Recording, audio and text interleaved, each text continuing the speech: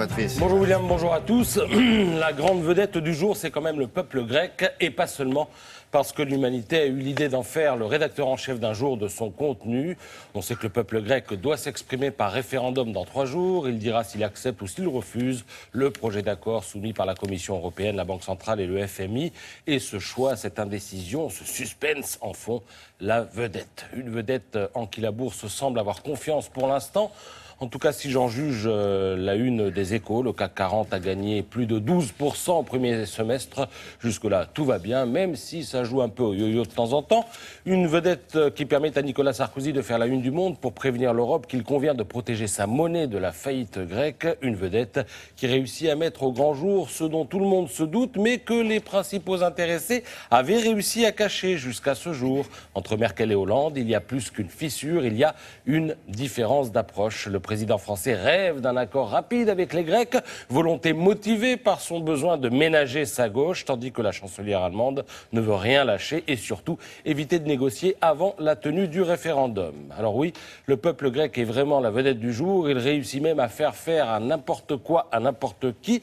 Vous savez qu'il devait rembourser 1,5 milliard au FMI avant mardi dernier et qu'il n'en a rien fait parce qu'1,5 milliard, ça ne se trouve pas sous le sabot d'un cheval. Cela dit, elle a failli parvenir à rembourser la Grèce. Enfin, quand je dis failli, en fait, la facture est passée de 1,5 milliard à 1,499 550 000 €. La différence, c'est 450 000 € récupérés à l'issue d'une improbable mais pourtant réelle opération de crowdfunding, financement participatif donc, lancé par ce Londonien de 29 ans. Une histoire de fou.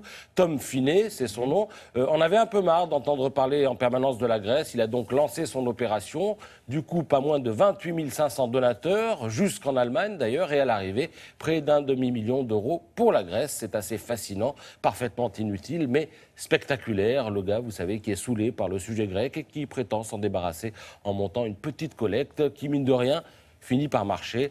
C'est à lire ce matin dans Le Parisien. Laura avait parlé de ça hier et il obtient des remerciements, parce que c'est le donateur. On a droit à un petit remerciement en fonction de ce qu'on envoie. Un petit remerciement, c'est une petite bouteille d'huile d'olive ou des petits gâteaux secs grecs. Qu'est-ce qu'on reçoit là? Un petit santon, quelque chose ça dépend de ce que vous donnez. Voilà. En tout cas, toute l'histoire est racontée dans Le Parisien ce matin. Moins bien que nous l'aurait fait Laura, bien sûr, mais elle est dans Le Parisien.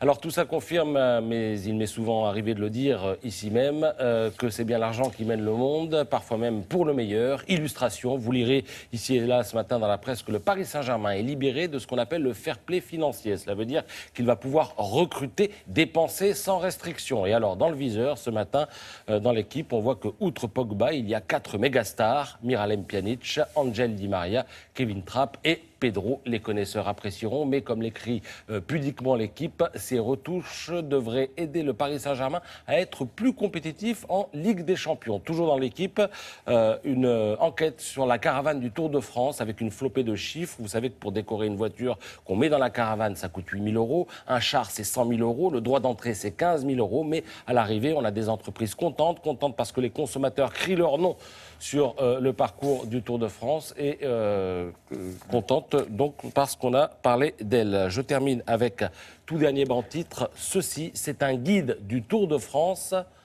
en braille. Alors, vous voyez, si je l'ouvre... Étape par étape. Voilà, si je l'ouvre, c'est tout blanc, si je puis dire. Mais vous savez que si on touche, là, on sent quelque chose. Donc, c'est un guide en braille et ça s'adresse donc aux malvoyants ou aux non-voyants. Et c'est bien que ça existe. Merci Patrice. Un véritable phénomène.